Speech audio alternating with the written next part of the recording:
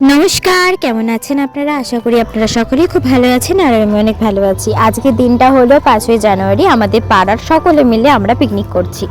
তো সকালবেলা ডাক পড়েছে যে টিফিন খেতে চলে আয়, তো আমিও চলে এলাম টিফিন খেতে। এখানে এসে দেখছি সবাই লুচি ফুচি ভাজা শুরু করে দিয়েছে, মানে প্রায় শেষের পথে লুচি ভাজা। এই বক্সগুলো বেশ বড় বড় এনেছে, খুব সুন্দর আওয়াজ হচ্ছে, বেশ ভালো লাগছে ব্যাপারটা।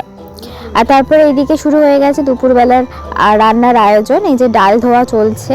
এবারে দুপুরে তোমাদের বাড়ির মতনই নর্মাল খাওয়া দাওয়া হবে।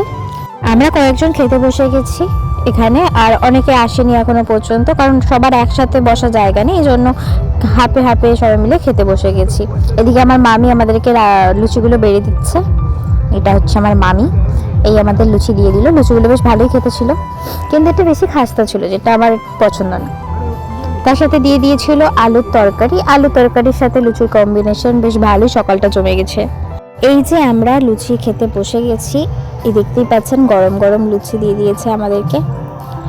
আর আমার চারিপাশে প্রচুর গান চলছে, যে কারণে প্রচুর নয়েজ পাবেন। আর এই ভিডিওগুলো পরে পোস্ট করতে গেলে সেগুলো সময় মতো পোস্ট হয়ে ওঠে না, কারণ একসাথে সকাল বিকাল করতে গেলে অনেক বড় একটা ভিডিও হয়ে যাবে, যে কারণে আমি হাফ হাফ করে ভেঙে ভেঙে ভিডিওগুলো করে দিচ্ছি।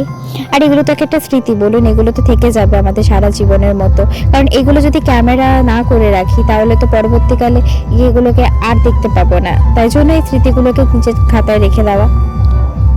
তো এই যে দুপুরবেলা সব রেডি হয়ে যাচ্ছে, আলু ধোয়া, পেঁয়াজ কাটো, দিকে মিষ্টি ফিষ্টি সব চলে এসেছে, বাজারঘাট টোটাল কমপ্লিট। এবার শুধু রান্নার পালা। তো টাটা।